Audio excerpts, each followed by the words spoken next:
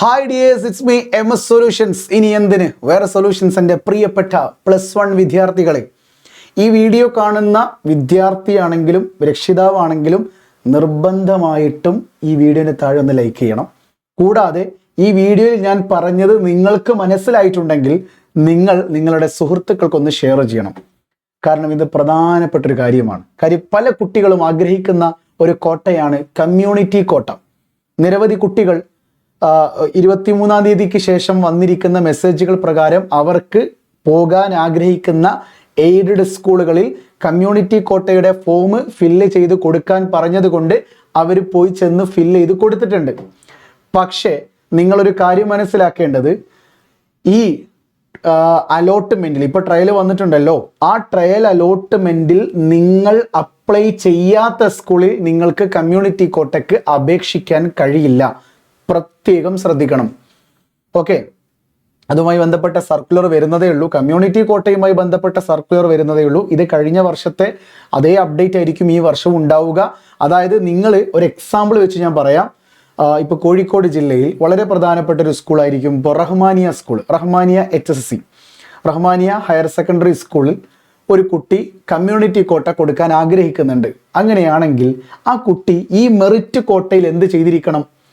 റഹ്മാനിയ എന്ന ഒരു ഓപ്ഷൻ, അത് ഫസ്റ്റ് തന്നെ വെക്കണമെന്നൊന്നുമില്ല, ഒരു 30ാമത്തെ ഓപ്ഷനായിട്ട് റഹ്മാനിയ കൊടുക്കാം, നോ പ്രോബ്ലം.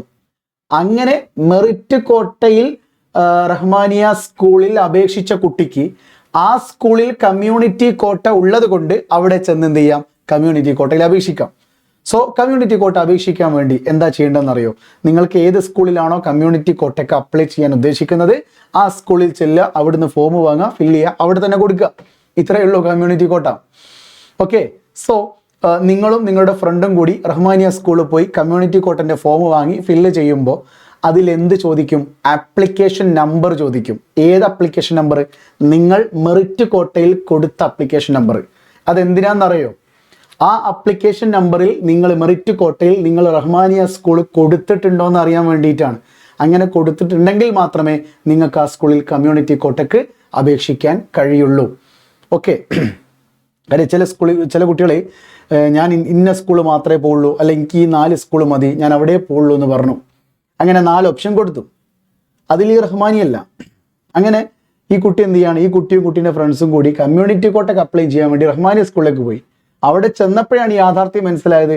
ഇവള് മെറിറ്റ് കോട്ടയിൽ എന്ത് ചെയ്തിട്ടില്ല, ആ 4 സ്കൂളിൽ റഹ്മാനിയല്ല. അതുകൊണ്ട് അവർക്ക് കമ്മ്യൂണിറ്റി കോട്ട കൊടുക്കാൻ കഴിഞ്ഞിട്ടില്ല. അതുകൊണ്ട് ഒരവസരവും നമ്മൾ അറിവില്ലായ്മ കൊണ്ട് നഷ്ടപ്പെടുത്തരുത്.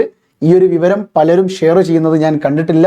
നിർബന്ധമായിട്ടും നിങ്ങൾ ഈ വീഡിയോ മാക്സിമം ഫ്രണ്ട്സിലേക്ക് ഷെയർ ചെയ്തുകൊണ്ട് ഈ ഒരു യാഥാർത്ഥ്യം അവരെ ബോധ്യപ്പെടുത്തണം. ഇന്നും നാളെയും ഒക്കെ ആയിട്ട് ട്രയൽ അലോട്ട്മെന്റ് എഡിറ്റ് ചെയ്യുന്ന ദിവസങ്ങളാണ്. അവരേതൊക്കെ സ്കൂളുകളിൽ കമ്മ്യൂണിറ്റി കോട്ടയ്ക്ക് അപേക്ഷിക്കാൻ ഉദ്ദേശിക്കുന്നുവോ ആ സ്കൂളുകളെല്ലാം ലിസ്റ്റ് കൊടുക്കുന്നത് നല്ലതായിരിക്കും.